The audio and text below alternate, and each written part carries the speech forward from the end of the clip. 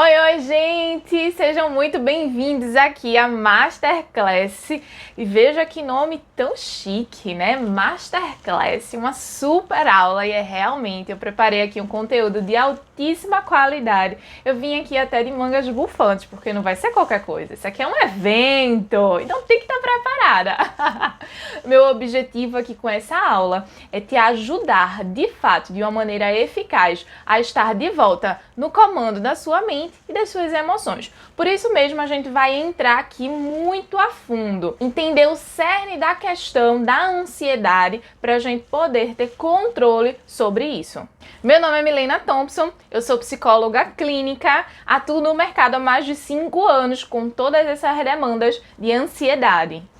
Hoje eu estou aqui para compartilhar com vocês um conjunto de técnicas que tanto foram aplicadas por mim enquanto psicóloga clínica dentro do meu consultório com diversos pacientes que me procuraram, como também na minha própria vida, né? Talvez você pense, nossa, não, o psicólogo está isento de sentir essas coisas, mas não, eu quero falar um pouco mais sobre isso, de como foi a minha história, como foi a minha trajetória lidando com a ansiedade, para que você entenda que é possível sim lidar de uma outra forma com a ansiedade. Muitas vezes ela faz com que a gente veja uma dificuldade maior do que é. Ela faz com que a gente maximize o problema e até maximize o peso da ansiedade sobre nós. Por isso que eu escuto de muitas pessoas dizendo assim, às vezes eu acho que é melhor eu me entregar. Às vezes eu acho que é melhor eu sentir ansiedade do que poder fazer alguma coisa. Às vezes eu acho que eu já nasci assim e eu não tenho solução. Pelo contrário, eu quero te mostrar que você pode ter um outro caminho. Existem mais alternativas do que você está vendo. Talvez você não tenha encontrado uma metodologia eficaz para combater a ansiedade. Inclusive, talvez você já tenha lido livros, procurado se inteirar um pouco mais, até feito algum tipo de psicoterapia, mas ainda não tenha chegado no resultado que você quer. Mas fica tranquilo, porque o que eu quero te apresentar aqui são várias técnicas inclusive comprovadas dentro do meu consultório com diversos pacientes que me procuram e também por mim, com a minha experiência de vida em lidar com a ansiedade. Por isso mesmo, a metodologia desse curso é fundamentado em 2 pilares muito importantes.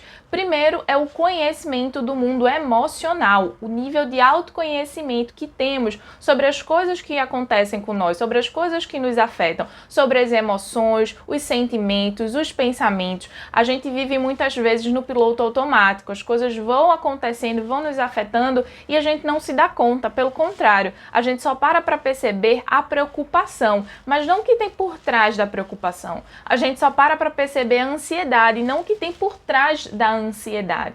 E o segundo pilar dessa metodologia é focado na mudança de hábitos. Muitas vezes é os nossos próprios hábitos que levam a gente sentir a ansiedade, a gente ter que lidar com a ansiedade. Então, quando eu mudo essas 2 coisas na minha vida, essas 2 posições na minha vida, eu tenho uma transformação efetiva dentro de mim a nível de autoconhecimento e aquilo que eu faço, comigo no mundo exterior. Durante muito tempo, dentro de consultório, eu recebi inúmeros pacientes que lidavam com a ansiedade. Inclusive, já chegavam com esse certo entendimento do que era a ansiedade, mas não sabia muito a via do que fazer, o que é que eles podiam ter como resultados, ou seja, por onde eles deveriam percorrer. Outros também já chegavam com inúmeros outros diagnósticos sérios, severos, inclusive, mas que nada tinha a ver. Na verdade, era um processo ansiogênico, era um processo de ansiedade. E aí isso começou a me chamar a atenção, como muitas pessoas têm essa dificuldade, por mais que seja falado, por mais que a gente saiba que a ansiedade é uma coisa, que está ali lado a lado com a gente, há um nível de desconhecimento muito profundo do que causa isso, porque muitas pessoas, quando eu pergunto, mas você percebe o que causa a tua ansiedade? Não sei.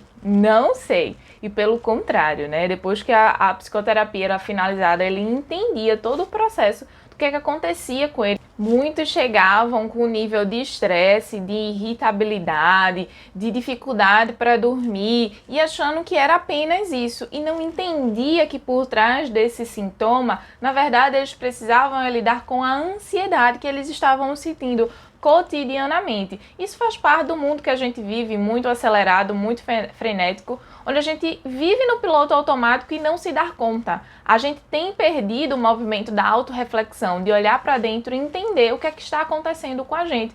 Pelo contrário, né? A gente começa até a olhar para dentro apenas quando tem pensamentos catastróficos, negativos, quando a gente começa a se preocupar com o futuro, com os cenários negativos que a gente vai montando e construindo na nossa cabeça e deixando de perceber que isso está falando de algo muito maior que a gente precisa lidar, que é justamente a ansiedade.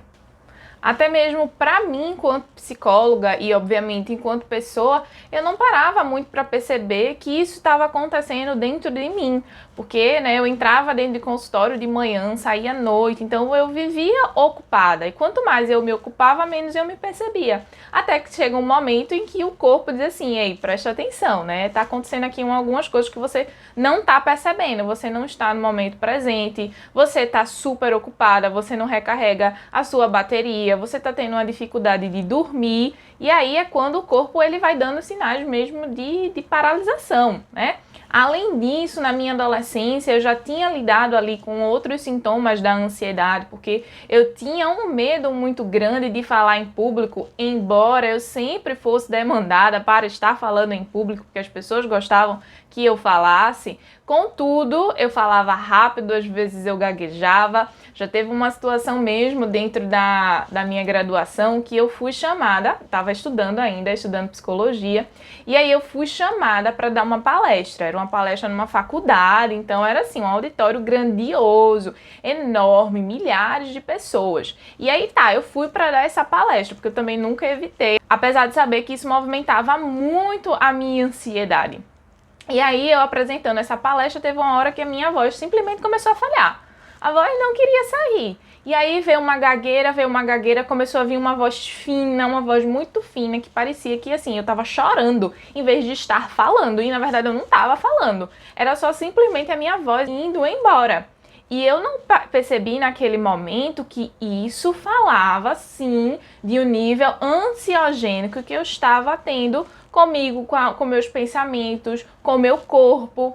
E é nessa situação que eu comecei a... Nossa, peraí, tá acontecendo aqui alguma coisa. Como assim, né? Por que eu tenho esse medo, então, de falar em público? E aí foi a partir dessa situação que me deu um estalo, assim. Eu digo, não, peraí, tem alguma coisa aqui a mais que eu não tô percebendo.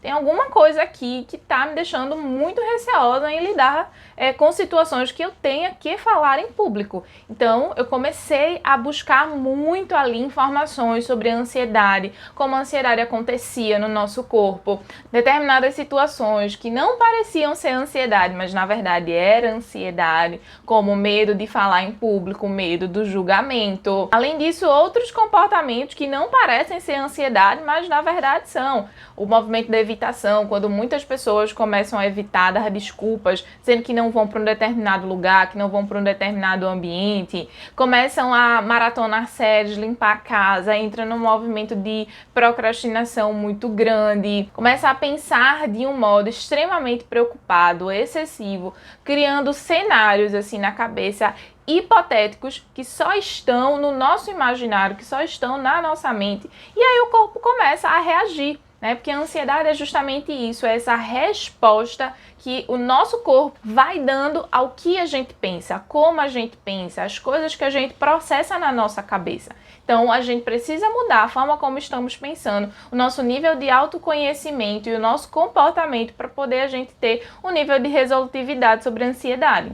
Até então, né, nesse período que eu vivenciei assim, grandes picos de ansiedade, esse medo do público e das pessoas, eu estava dentro da graduação, então eu mergulhei a fundo, comecei a estudar para poder entender mais o que causava, quais eram os processos. Percebi que evitar é a pior coisa que a gente faz, então era uma coisa que eu fazia que estava dando certo, ou seja, eu não evitava as situações, por mais que eu sentisse medo, eu ia lá, eu encarava, podia sair como fosse, depois eu saía morta, assim, o senso de julgamento sobre mim, porque eu achava muito que as pessoas estavam me julgando, era fortíssimo, então eu saía assim, destruída, passava vergonha, mas eu ia, porque a exposição, ela é importante em vez da evitação, né, porque muitas pessoas entram nesse mecanismo, eu vou evitar, o que me causa ansiedade eu vou evitar. Mas é justamente quando a gente evita, a gente perde a oportunidade de criar novos processos. Eu comecei a estudar e comecei a pensar, mas não tem como vivenciar isso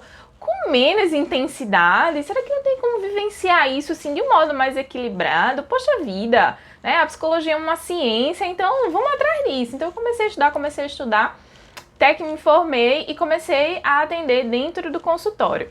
E aí os meus primeiros casos que chegaram foi justamente pacientes com ansiedade. Então eu disse assim, não, então agora eu vou aplicar tudo aquilo que eu aprendi, aquilo que eu coloquei em prática comigo, né? Todas as estratégias ali, que além de estudar eu tinha colocado para mim, tinha encontrado um nível de paz, de equilíbrio, de bem-estar.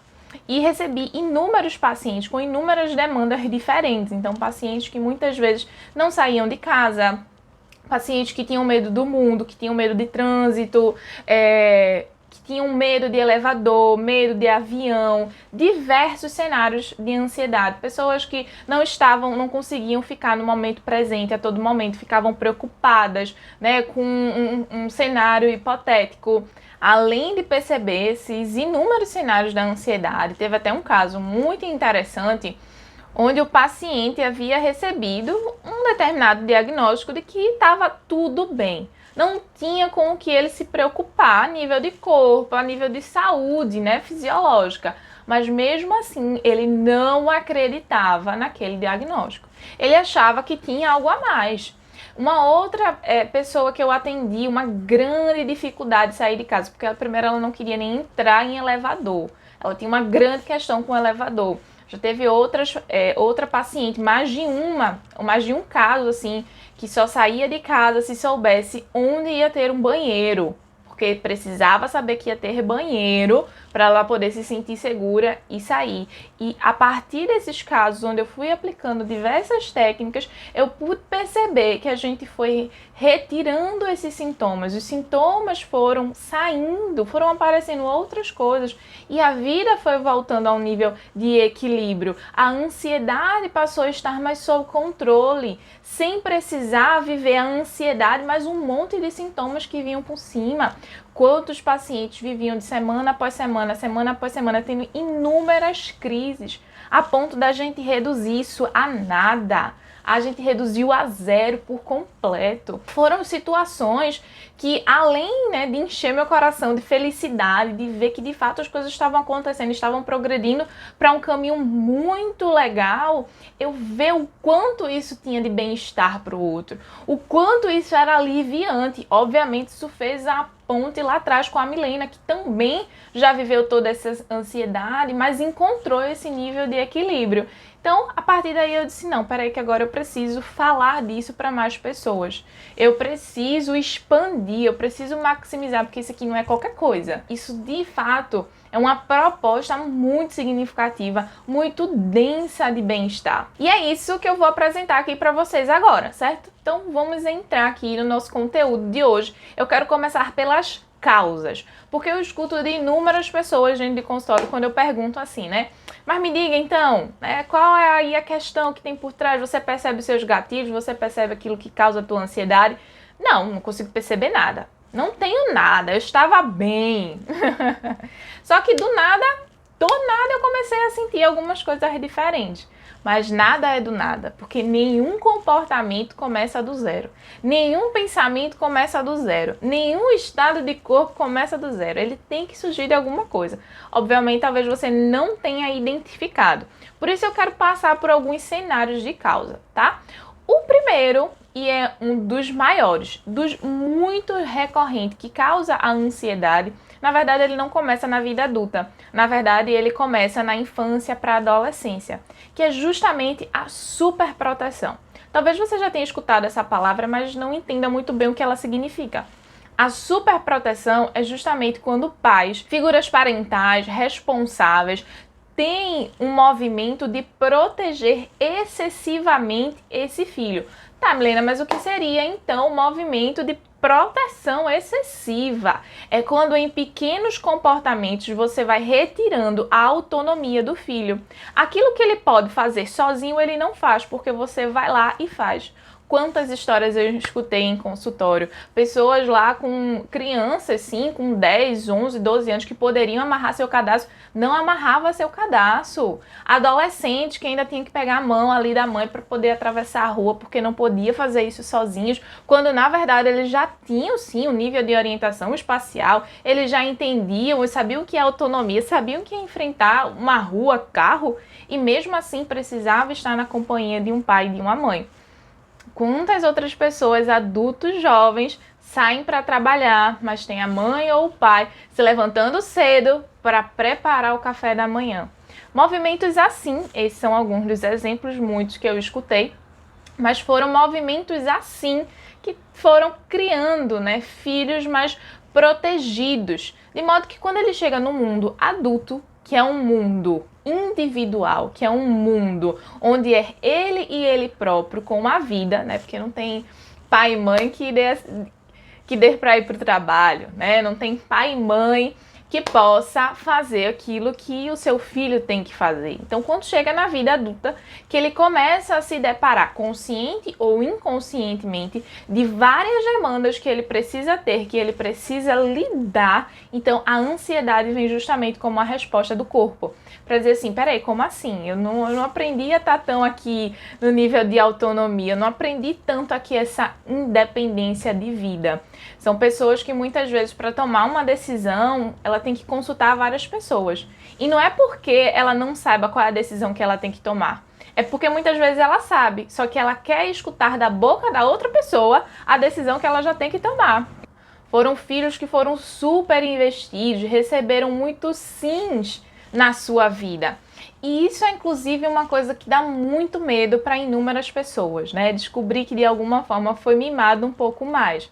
Muitos, inclusive dentro do consultório, não aceitam essa perspectiva, né? Inclusive dão respostas assim, não, mas eu recebi alguns não na vida. Obviamente a gente vai receber também nãos na vida.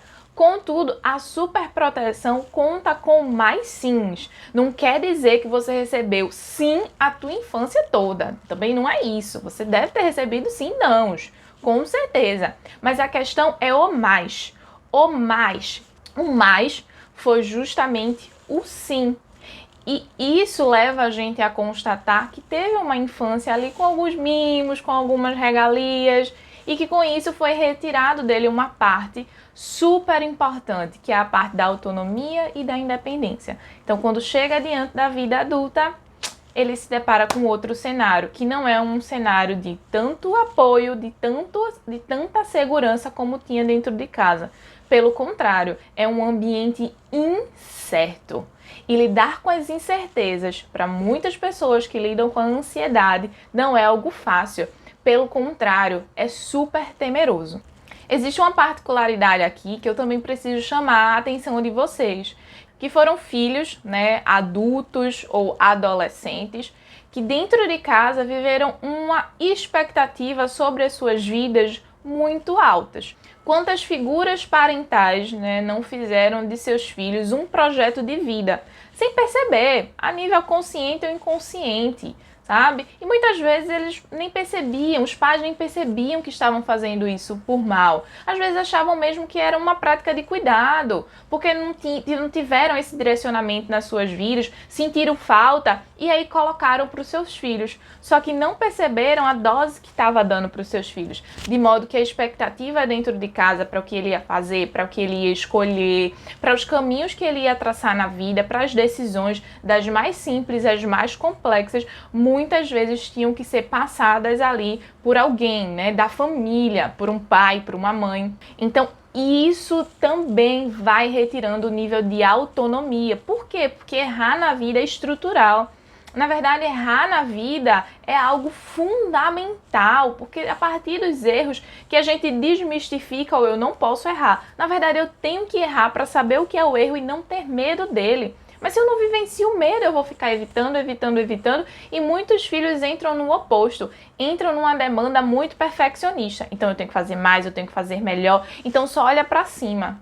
E esquece também de olhar para os equívocos que se tem na vida, que eles também são ótimos balizadores, né? Eles também são ótimas lentes sobre o meu caminho. O que aconteceu muitas vezes na vida de muitos filhos é que os pais eram justamente as lentes do que era certo e do que era errado. Então, quando chega na vida que não tem, né, tanto a presença dos seus pais, a lente que é demandada é justamente a lente dele, do eu interno, das tomadas de decisões, de bancar a sua própria vida, de entender as responsabilidades do mundo adulto. Então, quando chega diante dessas demandas, é aquele choque.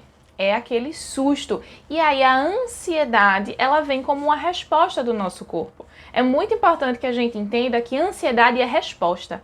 Ansiedade não é causa, certo? Ansiedade é só consequência. A gente precisa sim descer um pouco mais a fundo, ter essa conversa mais a fundo para a gente entender as raízes de onde está fincada a nossa subjetividade. Porque o superficial é a ansiedade. Eu costumo dizer que uma das formas da gente interpretar a ansiedade, ela é como ela sendo um marcador temporal, que mostra pra gente que tem algo interno, algo subjetivo a nível das emoções que não tá andando muito bem, entende? É como uma febre que a gente vai sentindo. Uma febre é justamente para mostrar que tem alguma coisa dentro do nosso corpo que não tá muito bem ali regulado, não tá muito bem ali encaixado. Então ela vem para dizer assim, ó, preste atenção nisso aqui.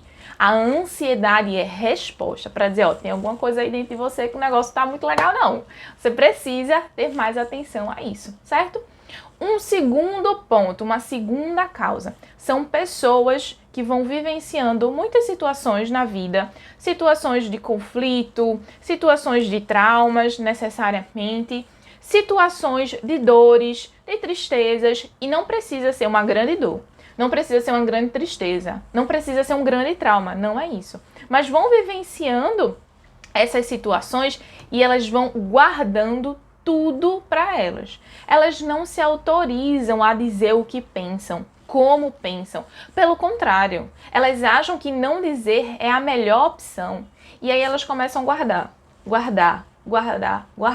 Tem hora que a nossa subjetividade diz assim, peraí, eu não aguento, isso é muito pesado, é muito forte. É necessário pôr para fora, é necessário expressar. Quantas pessoas têm dificuldade de falar sobre o seu mundo emocional? Obviamente, eu não estou incitando você aqui a ter um nível de conflito, um nível de choque com alguém. Não é isso, mas se viveu, você vai precisar expressar. E você vai expressar no seu nível mais íntimo, naquilo que você acha que é a pessoa, você acha que é a situação. Porque quando a gente vai botando filtros são camadas que a gente vai colocando, sabe? Para não mostrar o que é que tem por trás. Então, quanto mais filtro tem, para eu colocar filtro, a nossa subjetividade também tem que colocar ansiedade. Ansiedade é filtro. Quanto eu mais coloco filtro, não, eu acho que aquela pessoa ela fez um malzinho para mim. Aí a gente vai e bota um filtrozinho, um malzinho. Aí é um filtro, né? Aí bota. Aí a ansiedade vem junto. Porque a subjetividade ela não descola da ansiedade. Tem que ter ansiedade aqui nessas camadas. Quando, na verdade, a gente tem que expressar. Eu achei que o que aquela pessoa fez comigo foi, assim, uma tremenda sacanagem. Foi um negócio, assim, absurdo. Eu não queria ter passado por isso. Eu tenho raiva de ter passado por isso. Eu tenho raiva do constrangimento, eu tenho raiva do meu chefe. Eu não gosto da forma como ele me trata. Você tem que dizer isso pra ele? Você tem que dizer isso na cara dele? Obviamente não, né? Porque eu também não quero que ninguém seja demitido aqui, pelo amor de Deus. Mas você vai precisar expressar, seja para uma figura de referência, como um terapeuta, seja escrevendo. A prática da escrita é uma prática terapêutica. Então escreva sem amarras, escreva sem filtro, escreva sem censura. Escreva o que você pensa, o que está dentro de você. Você vai ver que muita coisa vai aliviar. Porque primeiro você vai começar a olhar para a sua vida, né? Você vai começar a olhar para as coisas que estão acontecendo com você, as coisas que te magoam, as coisas que estão no teu entorno. E a gente vive num mundo, ó, super acelerado, onde as coisas vão acontecendo e a gente vai sobrepondo. Lembra, quando eu mais sobreponho, eu coloco ansiedade. Ansiedade é como se fosse um cimentozinho que a gente vai botando um tijolo em cima do outro, entende? Só que a ansiedade, para nossa subjetividade, ela não se sustenta. Então tem hora que a casa cai. E a gente não sabe, a gente olha e faz assim, eita, a casa caiu? Como assim? Não entendi por quê. Não sei por quê. Certo? Então comecem a observar esse ponto. Você tem expressado o que você sente? Ou você está num mundo frenético, onde você tem muitas vezes talvez se entorpecido com séries, com procrastinações, com fazer coisas rápidas. Não, só 2 minutinhos eu faço isso aqui. 2 minutinhos eu lavo esse prato. E não tem parado para observar como está a sua vida. Será que você tem dividido a sua vida com outras pessoas para que as outras pessoas digam como está a sua vida, te dê reflexões da tua vida, quando na verdade é você que tem que olhar para o seu íntimo e dizer assim, poxa, o que é que eu posso tirar de reflexão dessa situação? Terceiro ponto de causa da ansiedade, medo do julgamento.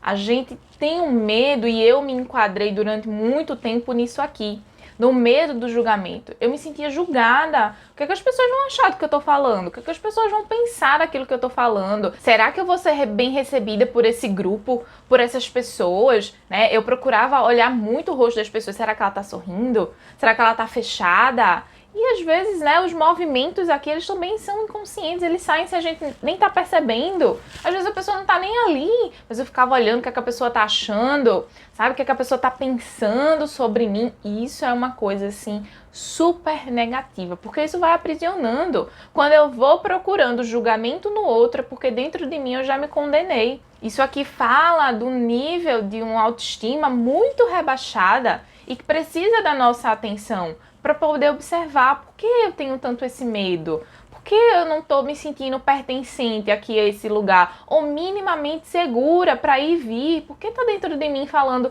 essa ansiedade tão forte, essa ansiedade tão alta?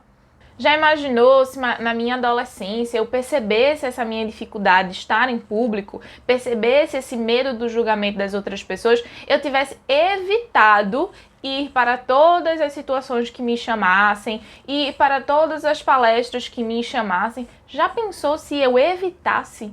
Provavelmente hoje eu não estaria nem aqui falando pra você, porque eu ia ficar o quê? Encolhidinha, embotada na minha, abraçadinha, bem de conchinha com a minha baixa autoestima. Mas foi justamente no meu movimento de enfrentar, eu dizer assim, peraí que eu vou melhorar. Isso aqui não tá certo. E hoje é super diferente. As pessoas me perguntam até se eu fiz algum curso de oratória. É uma das perguntas que eu mais respondo. Eu digo, não, nunca fiz curso de oratória. Não. Entende? Justamente por quê? Porque eu não evitei a situação. Eu não evitei o meu medo.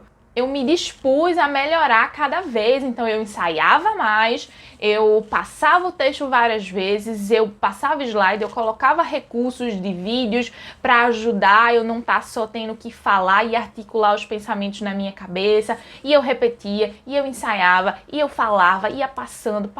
Aumentei o hábito de leitura na minha vida, que era para estar mais segura, né? Se eu sentia insegurança naquilo que eu estava falando, então peraí, que agora eu vou estudar aqui o negócio. Agora eu vou saber integralmente, eu vou saber assim, raiz.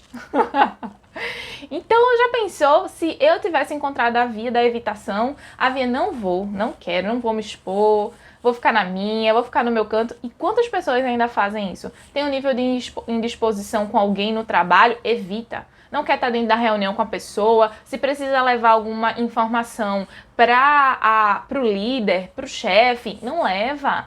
Guarda aquilo ali para ele, porque fica temendo o que é que pode acontecer.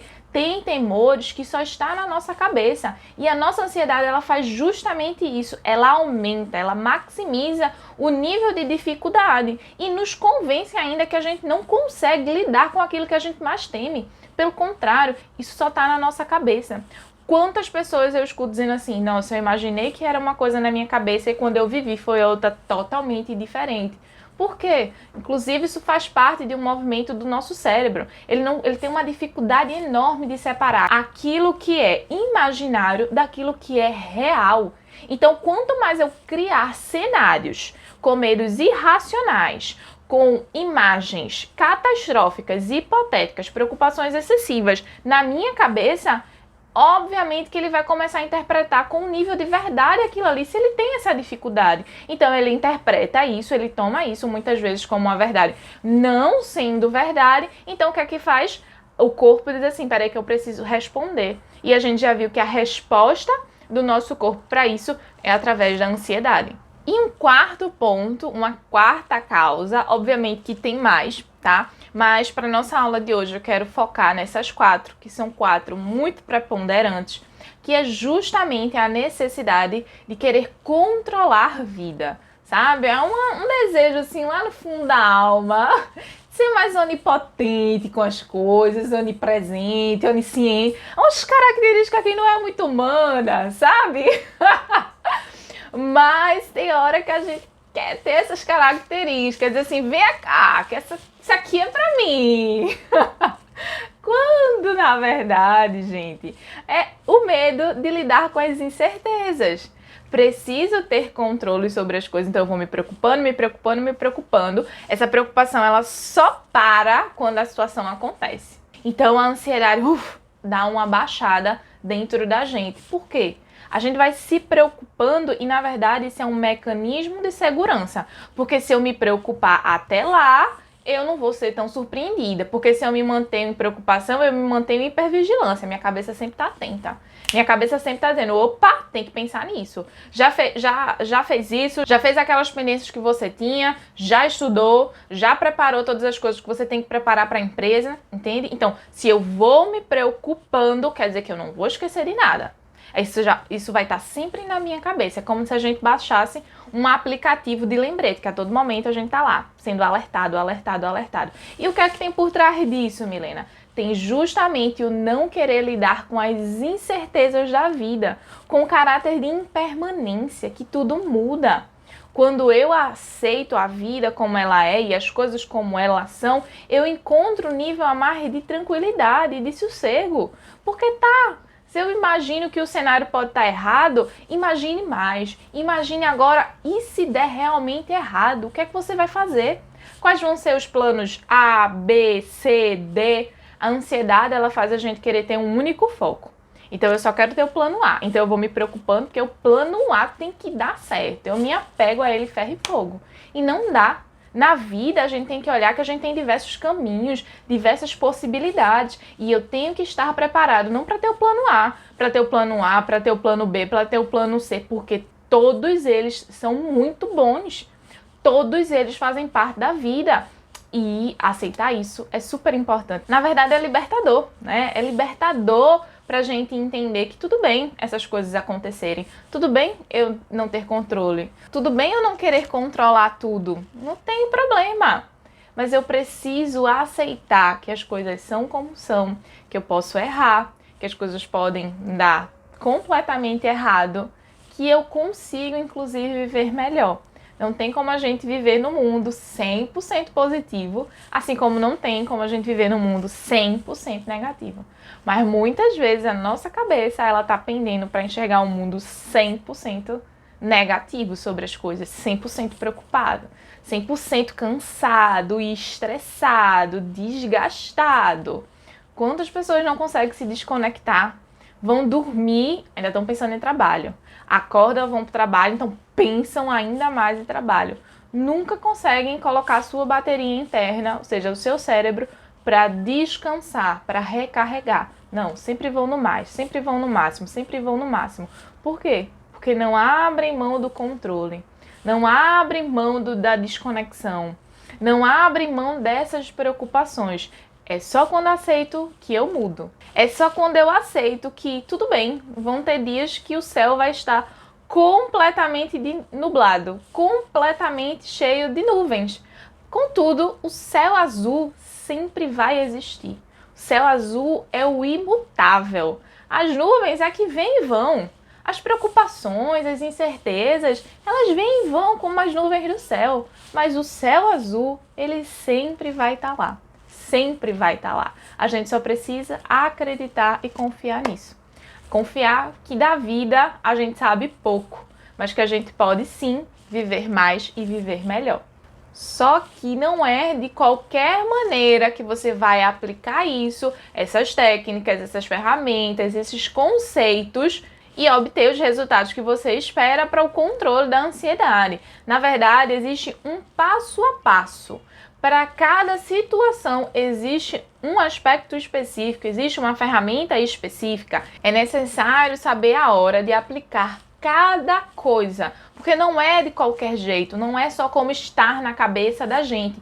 Precisa de um método, precisa de um passo a passo. Foi por isso que eu criei o Sossegadamente, que é uma experiência psicoeducativa para te ajudar a estar de volta no comando da sua mente e das suas emoções. E para assim a gente trabalhar a nível profundo a ansiedade, a reequilibrar tudo isso na sua vida, para que você possa compreender e sentir o que está acontecendo dentro de você e ter inúmeros benefícios que você sempre quis: bem-estar, clareza mental, diminuição de crises, diminuição de preocupações excessivas e de cenários negativos na sua mente, a dificuldade de se manter no aqui e no agora. Você está fazendo uma coisa, mas você não está no aqui e no agora. Você não está no tempo presente. Pelo contrário, você está preocupado com a feira, você está preocupado com o marido, você está preocupado com filhos, está preocupado com um monte de coisa, menos com o seu bem-estar, com a sua tranquilidade, com o nível de prazer interno que a gente precisa ter para viver melhor. Eu quero te apresentar uma compreensão diferente da tua mente e do teu corpo, para que você possa vivenciar um resultado diferente, para que você possa vivenciar experiências, para que você possa manejar aquilo que você está sentindo, para que efetivamente a tua prática, o teu dia a dia, o teu cotidiano, ele seja outro. Eu quero te apresentar a melhor metodologia no controle da ansiedade. E você pode estar perguntando: tá, Milena, mas qual é o valor então disso, né? Eu quero pontuar vários. O sentir-se bem, a retomada do prazer, o não viver tendo crises, no nível de angústia, pairando inúmeras preocupações na sua cabeça. Esse é o valor, é uma experiência diferente de vida. Eu quero te oferecer a oportunidade de estar de volta no comando da sua mente e das suas emoções. O curso é composto por várias aulas e vivências para você experimentar uma vida diferente.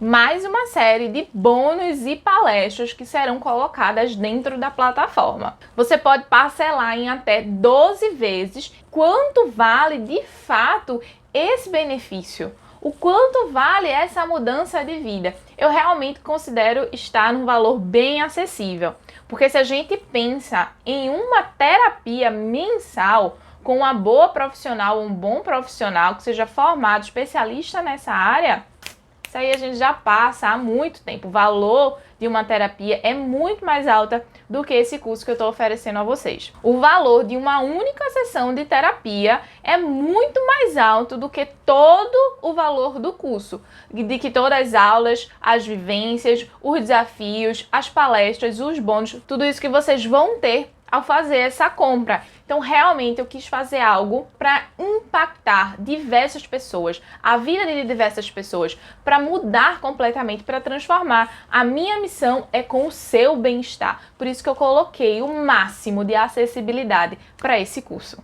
Ah, Milena, mas e se eu não gostar? E se eu achar que era uma coisa, mas na verdade for outra? Eu também pensei nisso.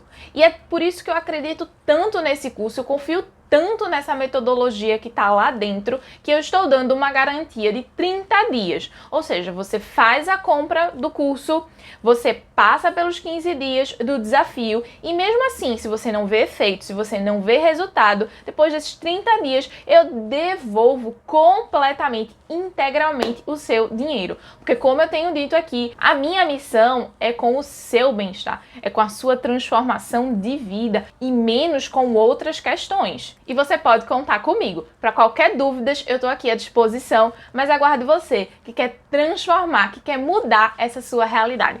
Um beijo enorme e vejo todos vocês no curso. Tchau!